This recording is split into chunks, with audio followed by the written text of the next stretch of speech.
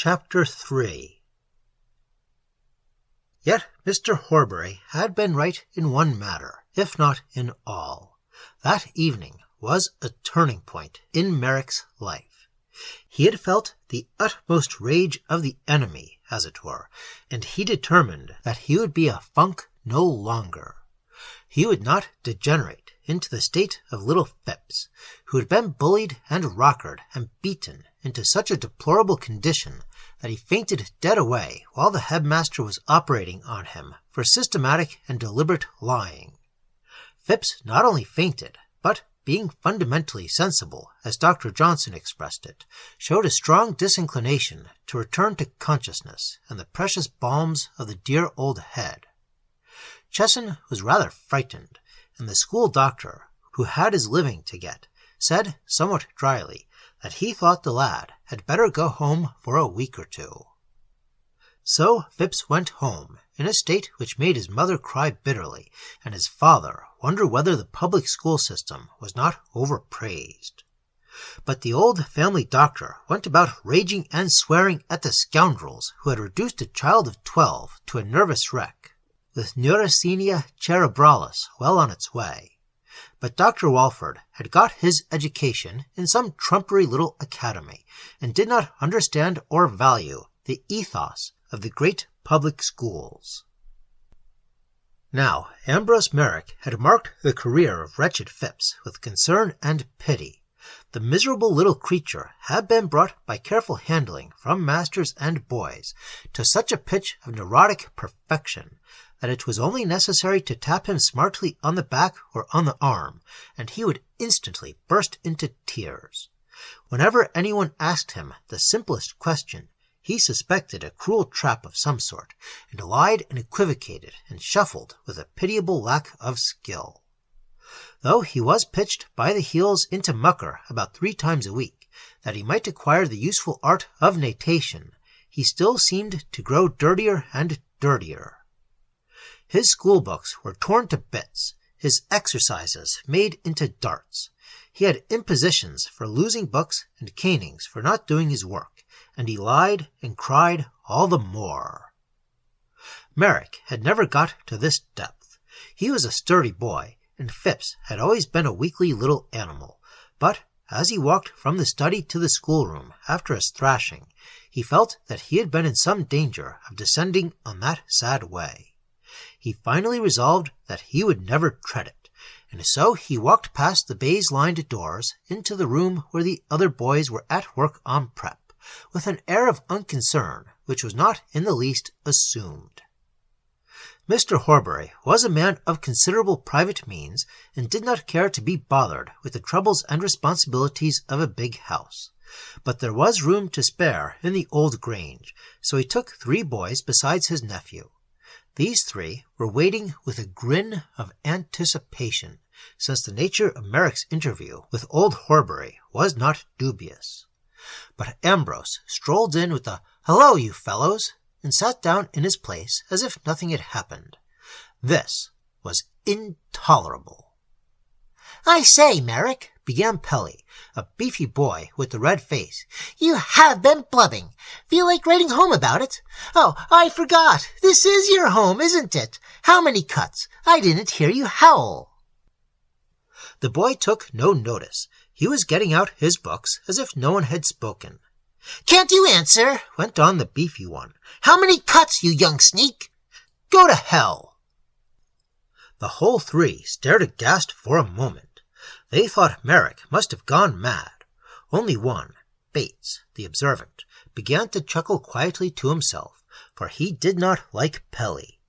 He who was always beefy became beefier. His eyes bulged out with fury.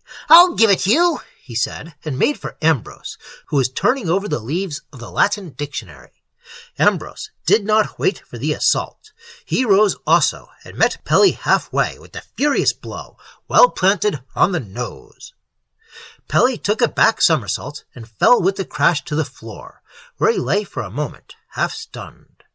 He rose staggering, and looked about him with a pathetic, bewildered air, for, indeed, a great part of his little world had crumbled about his ears. He stood in the middle of the room, wondering what it meant, whether it was true indeed that Merrick was no longer of any use for a little quiet fun.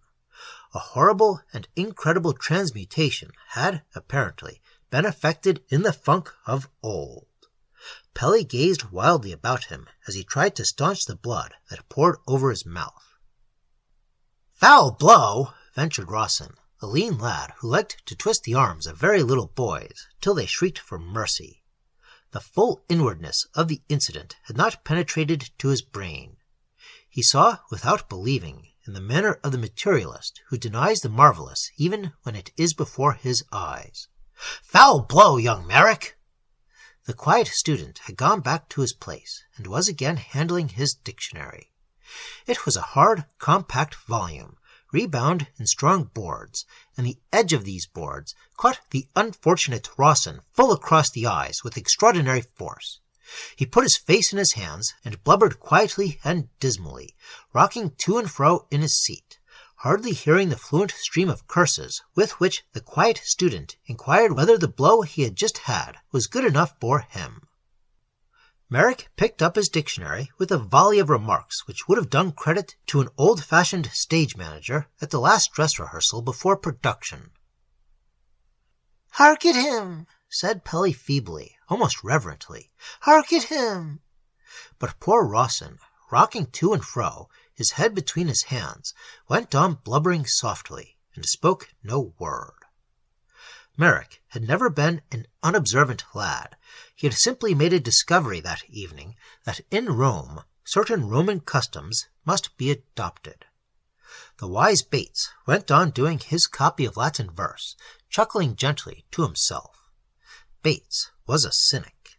He despised all the customs and manners of the place most heartily, and took the most curious care to observe them. He might have been the inventor and patentee of rocker, if one judged him by the fervor with which he played it. He entered his name for every possible event at the sports, and jumped the jumps, and threw the hammer, and ran the races as if his life depended on it. Once Mr. Horbury had accidentally overheard Bates saying something about the honor of the house, which went to his heart. As for cricket, Bates played it as if his sole ambition was to become a first-class professional, and he chuckled as he did his Latin verses, which he wrote, to the awe of other boys, as if he were writing a letter, that is, without making a rough copy. For Bates had got the hang of the whole system from rocker to Latin verse, and his copies were much admired. He grinned that evening, partly at the transmutation of Merrick, and partly at the line he was jotting down.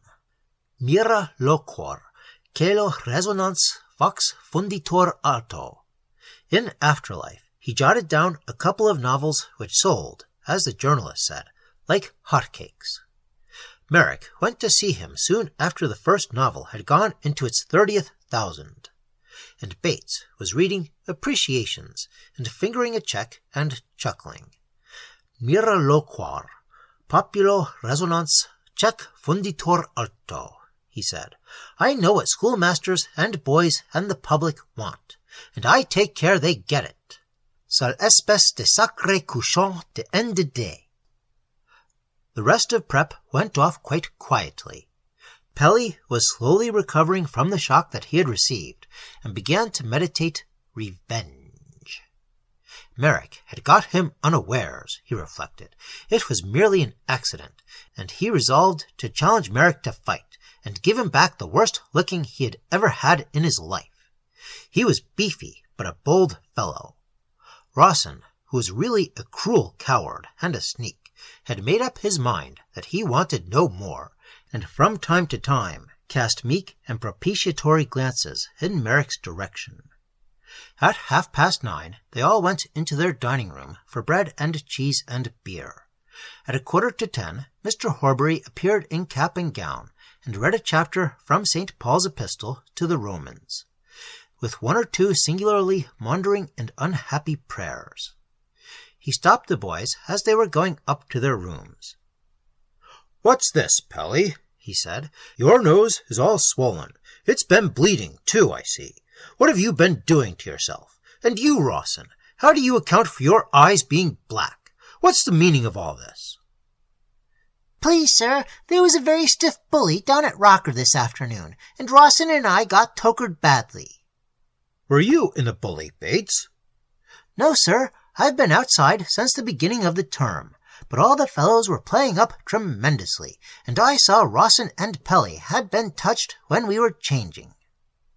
"Ah, I see. I'm very glad to find the house plays up so well. As for you, Bates, I hear you're the best outside for your age that we've ever had. Good night." The three said, "Thank you, sir," as if their dearest wish had been gratified, and the master could have sworn that Bates flushed with pleasure at his word of praise. But the fact was that Bates had suggested the flush by a cunning arrangement of his features. The boys vanished, and Mr. Horbury returned to his desk. He was editing a selection called English Literature for Lower Forms. He began to read from the slips that he had prepared. "So all day long the noise of battle rolled among the mountains by the winter sea, until King Arthur's table, man by man, had fallen in Lyonesse." He stopped and set a figure by the last word, and then on a blank slip, with the corresponding letter, he repeated the figure and wrote the note, "Lyonesse, the Scilly Isles." Then he took a third slip and wrote the question, "Give the ancient name of the Scilly Isles." These serious labors employed him till 12 o'clock. He put the materials of his book away as the clock struck, and solemnly mixed himself a nightly glass of whiskey and soda. In the daytime he never touched spirits, and bit the one cigar which he had smoked in the 24 hours. The stings of the head's sherry and of his conversation no longer burned within him. Time and work and the bite of the cane in Merrick's flesh had soothed his soul, and he set himself to dream, leaning back in his armchair, watching the cheerful fire. He was thinking of what he would do when he succeeded to the headmastership. Already there were rumors that Chesson had refused the bishopric of St. Dubric's in order that he might be free to accept Dorchester, which, in the nature of things, must soon be vacant. Horbury had no doubt that the headmastership would be his. He had influential friends who assured him that the trustees would not hesitate for an instant. Then he would show the world what an English public school could be made. In 5 years, he calculated, he would double the numbers. He saw the coming importance of the modern side, and especially of science. Personally, he detested stinks, but he knew what an effect he would produce with a great laboratory fitted with the very best appliances and directed by a highly qualified master. Then again, an elaborate gymnasium must be built. There must be an engineer's shop, too, and a carpenter's as well, and people were beginning to complain that a public school education was of no use in the city. There must be a business master, an expert from the stock exchange, who would see that this reproach was removed. Then he considered that a large number of the boys belonged to the land-owning class. Why should a country gentleman be at the mercy of his agent, forced for lack of technical knowledge to accept statements which he could not check?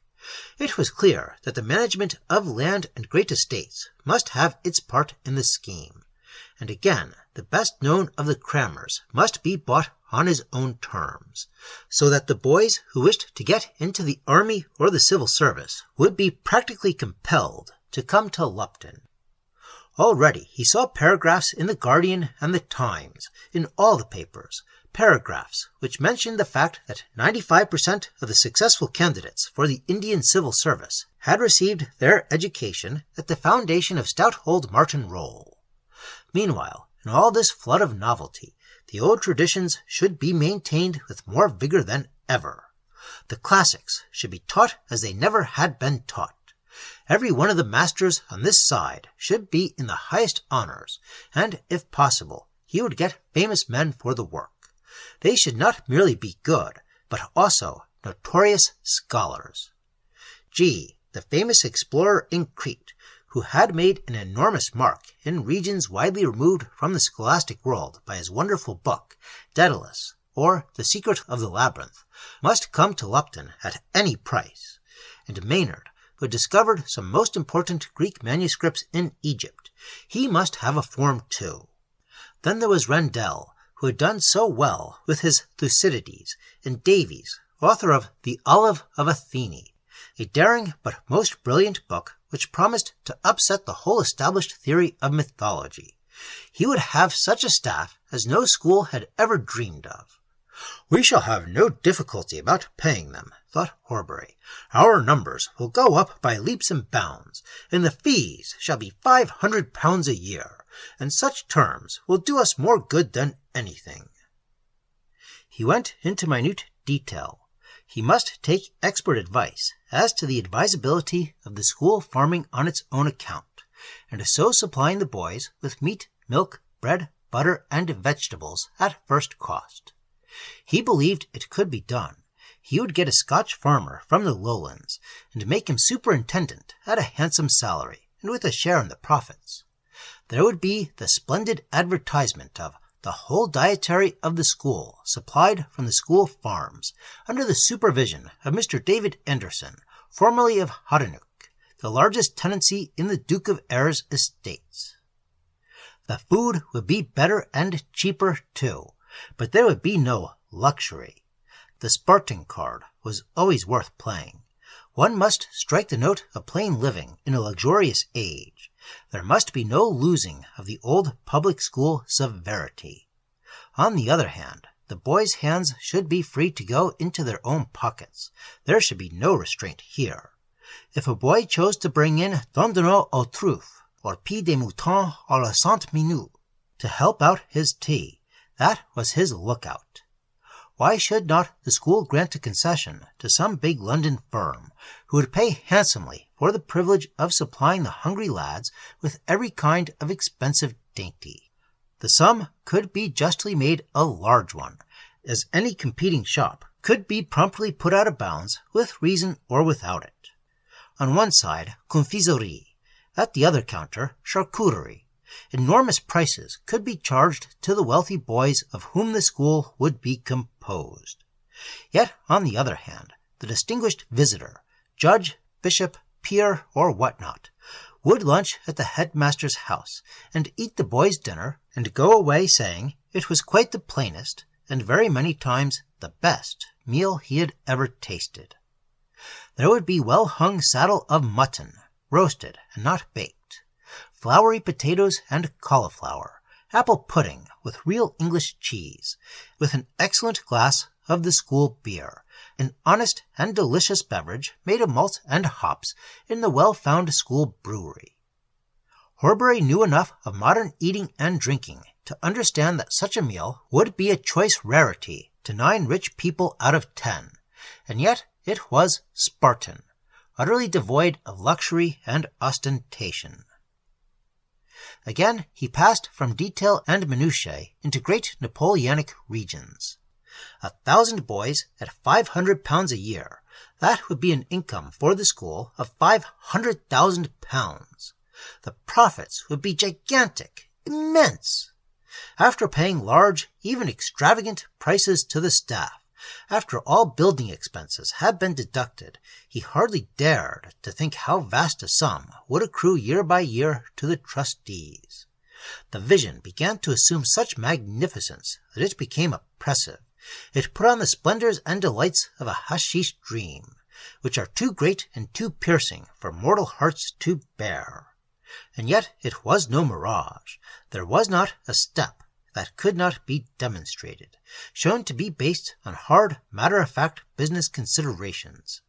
He tried to keep back his growing excitement, to argue with himself that he was dealing in visions, but the facts were too obstinate. He saw that it would be his part to work the same miracle in the scholastic world as the great American storekeepers had operated in the world of retail trade. The principle was precisely the same. Instead of 100 small shops making comparatively modest and humdrum profits, you had the vast emporium doing business on the gigantic scale with vastly diminished expenses and vastly increased rewards. Here again was a hint. He had thought of America, and he knew that here was an inexhaustible gold mine. that no other scholastic prospector had even dreamed of. The rich American was notoriously hungry for everything that was English, from frock-coats to pedigrees. He had never thought of sending his son to an English public school because he considered the system hopelessly behind the times. But the new translated Lupton would be to other public schools as a New York hotel of the latest fashion is to a village beer shop. And yet the young millionaire would grow up in the company of the sons of the English gentleman, imbibing the unique culture of English life, while at the same time he enjoyed all the advantages of modern ideas, modern science, and modern business training. Land was still comparatively cheap at Lupton. The school must buy it quietly, indirectly, by degrees, and then pile after pile of vast buildings rose before his eyes. He saw the sons of the rich drawn from all the ends of the world to the great school, there to learn the secret of the Anglo-Saxons. Chesson was mistaken in that idea of his, which he thought daring and original, of establishing a distinct Jewish house, where the food should be kosher. The rich Jew who desired to send his son to an English public school was, in 9 cases out of 10, anxious to do so precisely because he wanted to sink his son's connection with Jewry in oblivion. He had heard Chesson talk of our Christian duty to the seed of Israel in this connection. The man was clearly a fool. No, the more Jews the better, but no Jewish house, and no Puseyism either. Broad, earnest religious teaching, with a leaning to moderate Anglicanism, should be the faith of Lupton. As to this, Chesson was, certainly, sound enough. He had always made a firm stand against ecclesiasticism in any form. Horbury knew the average English parent of the wealthier class thoroughly. He knew that, though he generally called himself a churchman, he was quite content to have his sons prepared for confirmation by a confessed agnostic. Certainly this liberty must not be narrowed when Lupton became cosmopolitan. "We will retain all the dignified associations which belong to the established church," he said to himself, "and at the same time we shall be utterly free from the taint of over-emphasizing dogmatic teaching." He had a sudden brilliant idea. Everybody in church circles was saying that the English bishops were terribly overworked, that it was impossible for the most strenuous men with the best intentions to supervise effectually the huge dioceses that had descended from the sparsely populated England of the Middle Ages. Everywhere there was a demand for suffragans, and more suffragans. In the last week's Guardian there were 3 letters on the subject, one from a clergyman in their own diocese.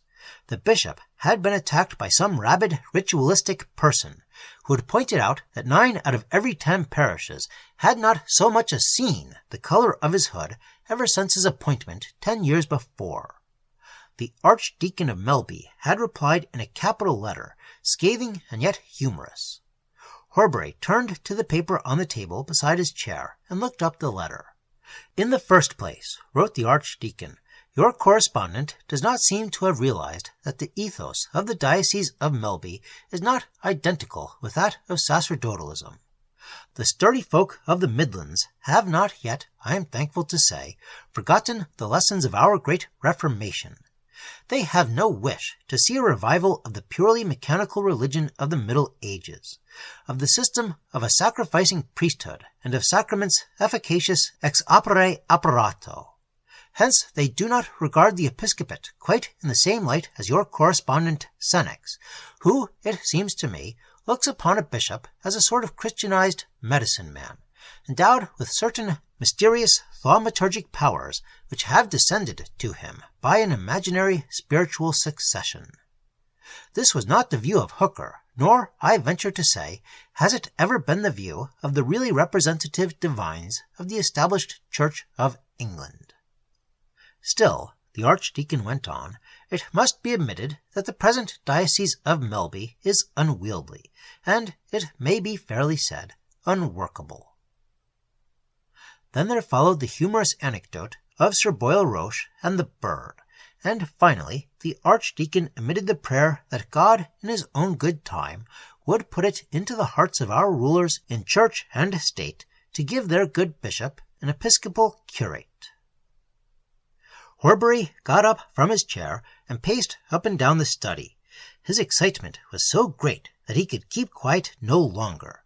His cigar had gone out long ago, and he had barely sipped the whiskey and soda. His eyes glittered with excitement. Circumstances seemed positively to be playing into his hands. The dice of the world were being loaded in his favor. He was like Bellamy at his wedding. He almost began to believe in Providence. For he was sure it could be managed. Here was a general feeling that no one man could do the work of the diocese. There must be a suffragan, and Lupton must give the new bishop his title. No other town was possible. Dunham had certainly been a see in the 8th century, but it was now little more than a village, and a village served by a miserable little branch line, whereas Lupton was on the great main track of the Midland system, with easy connections to every part of the country. The archdeacon, who was also a peer, would undoubtedly become the first bishop of Lupton, and he should be the titular chaplain of the great school. Chaplain! The Right Reverend Lord Selwyn, Lord Bishop of Lupton. Horbury gasped. It was too magnificent, too splendid. He knew Lord Selwyn quite well, and had no doubt as to his acceptance. He was a poor man, and there would be no difficulty whatever in establishing a modus. The archdeacon was just the man for the place. He was no pedantic theologian, but a broad, liberal-minded man of the world.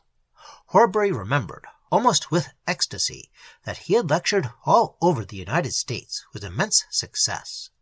The American press had been enthusiastic, and the First Congregational Church of Chicago had implored Selwyn to accept its call, preach what he liked, and pocket ad honorarium of $25,000 a year. And, on the other hand, what could be the most orthodox desire safer than a chaplain who was not only a bishop, but a peer of the realm? Wonderful! Here were the three birds, liberalism, orthodoxy, and reverence for the House of Lords, caught safe and secure in this one net. The games, they should be maintained in all their glory, rather on an infinitely more splendid scale. Cricket and sticker, the Lupton hockey, rackets and fives should all be encouraged. And more, Lupton should be the only school to possess a tennis court. The noble jeu de paume, the game of kings, the most aristocratic of all sports, should have a worthy home at Lupton. They would train champions. They would have both French and English markers skilled in all the latest developments of the chemin de fer service. Better than half a yard, I think, said Horbury to himself. They will have to do their best to beat that. But he placed most reliance on rocker. This was the Lupton football, a variant as distinctive in its way as the Eton wall game. People have thought that the name is a sort of portmanteau word, a combination of rugger and soccer, but in reality the title was derived from the field where the game used to be played in old days by the townsfolk. As in many other places, football at Lupton had been originally an excuse for a faction fight between two parishes in the town, St. Michael's and St. Paul's in the Fields. Every year, on Shrove Tuesday, the townsfolk, young and old, had proceeded to the town field, and had fought out their differences with considerable violence. The field was broken land. A deep, sluggish stream crossed one angle of it, and in the middle there were quarries and jagged limestone rocks. Hence football was called in the town playing rocks, for indeed it was considered an excellent point of play to hurl a man over the edge of the quarry onto the rocks beneath. And so late as 1830, a certain Jonas Simpson of St. Michael's had his spine broken in this way. However, as a boy from St. Paul's was drowned in the Wand the same day, the game was always reckoned a draw. It was from the peculiarities of this old English sport that the school had constructed its game. The town field had, of course, long been stolen from the townsfolk and built over, but the boys had, curiously enough, perpetuated the tradition of its peculiarities in a kind of football ritual. For, beside the 2 goals, one part of the field was marked by a line of low white posts. These indicated the course of a non-existent wand brook, and in the line of these posts it was lawful to catch an opponent by the throat and choke him till he turned black in the face, the best substitute for drowning that the revisers of the game could imagine. Again, about the center of the field, 2 taller posts indicated the position of the quarries, and between these you might be hit or kicked full in the stomach, without the smallest ground of complaint, the stroke being a milder version of the old fall on the rocks. There were many other like amenities in Rocker, and Horbury maintained it was by far the manliest variant of the game. For this pleasing sport he now designed a worldwide fame. Rocker should be played wherever the English flag floated, east and west, north and south, from Hong Kong to British Columbia, in Canada and New Zealand. There should be the temenoi of this great rite, and the traveller, seeing the mystic enclosure, the 2 goals, the line of little posts marking brooks, and the 2 poles indicating quarries, should know English soil as surely as by the Union Jack. The technical terms of Rocker should become a part of the great Anglo-Saxon inheritance. The whole world should hear of bully downs, and tokerings, and outsides, and rammers. It would require working, but it was to be done. Articles in the magazines and in the press, perhaps a story of school life, a new Tom Brown must be written. The Midlands and the North must be shown that there was money in it, and the rest would be easy. One thing troubled Horbury. His mind was full of the new and splendid buildings that were to be erected, but he was aware that antiquity still counted for something, and unfortunately Lupton could show very little that was really antique. 40 years before, Stanley, the first reforming headmaster, had pulled down the old high school. There were prints of it. It was a half-timbered 15th century building, with a wavering roofline and an overhanging upper story. There were dim, leaded windows, and a grey arched porch. An ugly old barn, Stanley called it. Scott was called in and built the present high school, a splendid hall in red brick, French 13th century, with Venetian detail. It was much admired. But Horbury was sorry that the old school had been destroyed. He saw for the first time that it might have been made a valuable attraction. Then again, Dowsing, who succeeded Stanley, had knocked the cloisters all to bits. There was only one side of the quadrangle left, and this had been boarded up and used as a gardener's shed. Horbury did not know what to say of the destruction of the cross that used to stand in the center of the quad. No doubt Dowsing was right in thinking it superstitious. Still, it might have been left as a curiosity, and shown to visitors, just as the instruments of bygone cruelty, the rack and the Iron Maid, are preserved and exhibited to wondering sightseers. There was no real danger of any superstitious adoration of the cross. It was, as a matter of fact, as harmless as the axe and the block at the Tower of London. Dowsing had ruined what might have been an important asset in the exploitation of the school. Still, perhaps, the loss was not altogether irreparable. High school was gone, and could not be recovered, but the cloisters might be restored, and the cross too. Horbury knew that the monument in front of Charing Cross railway station was considered by many to be a genuine antique. Why not get a good man to build him a cross? Not like the old one, of course, that fair rood with our dear Lady St. Marie and St. John, and below the stories of the blissful saints and angels. That would never do, but a vague Gothic erection, with plenty of kings and queens, imaginary benefactors of the school, and a small cast-iron cross at the top. That could give no offence to anybody, and might pass with 9 people out of 10 as a genuine remnant of the Middle Ages. It could be made of soft stone and allowed to weather for a few years. Then a coat of invisible anti-corrosive fluid would preserve carvings and imagery that would already appear venerable in decay. There would be no need to make any precise statements. parents and the public might be allowed to draw their own conclusions. Horbury was neglecting nothing. He was building up a great scheme in his mind, and to him it seemed that every detail was worth attending to, while at the same time he did not lose sight of the whole effect. He believed in finish. There must be no rough edges. It seemed to him that a school legend must be invented. The real history was not quite what he wanted, though it might work in with the more decorative account of Lupton's origins. One might use the textus receptus of Martin Rolle's foundation, the bequest of land, circa 1430, to build and maintain a school where 100 boys should be taught grammar, and 10 poor scholars and 6 priests should pray for the founder's soul. This was well enough, but one might hint that Martin Rolle really refounded and reendowed a school of Saxon origin, probably established by King Alfred himself in Lupa's Tun. Then again, who could show that Shakespeare had not visited Lupton? His famous schoolboy, creeping like snail unwillingly to school, might very possibly have been observed by the poet as he strolled by the banks of the Wand. Many famous men might have received their education at Lupton. It would not be difficult to make a plausible list of such.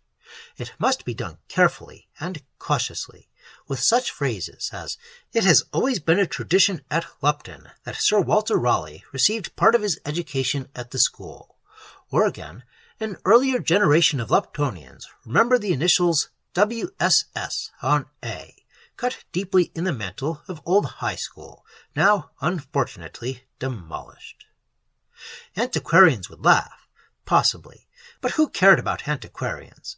For the average man, Charing was derived from Charen, and he loved to have it so, and Horbury intended to appeal to the average man. Though he was a schoolmaster, he was no recluse, and he had marked the ways of the world from his quiet study in Lupton. Hence he understood the immense value of a grain of quackery in all schemes which are meant to appeal to mortals. It was a deadly mistake to suppose that anything which was all quackery would be a success, a permanent success at all events. It was a deadlier mistake still to suppose that anything quite devoid of quackery could pay handsomely. The average English palate would shudder at the flavour of aioli, but it would be charmed by the insertion of that petit pondaille, which turned mere goodness into triumph and laurelled perfection. And there was no need to mention the word garlic before the guests. Lupton was not going to be all garlic. It was to be infinitely the best scholastic dish that had ever been served. The ingredients should be unsurpassed and unsurpassable. But King Alfred's foundation of a school at Lupa's Tun, and that WSS on A, cut deeply on the mantle of the vanished high school, these, and legends like unto them, these would be the last touch. Le petit pondaille. It was a great scheme, wonderful and glorious, and the most amazing thing about it was that it was certain to be realized. There was not a flaw from start to finish. The trustees were certain to appoint him. He had that from a sure quarter, and it was but a question of a year or two, perhaps only a month or two, before all this great and golden vision should be converted into hard and tangible fact. He drank off his glass of whiskey and soda.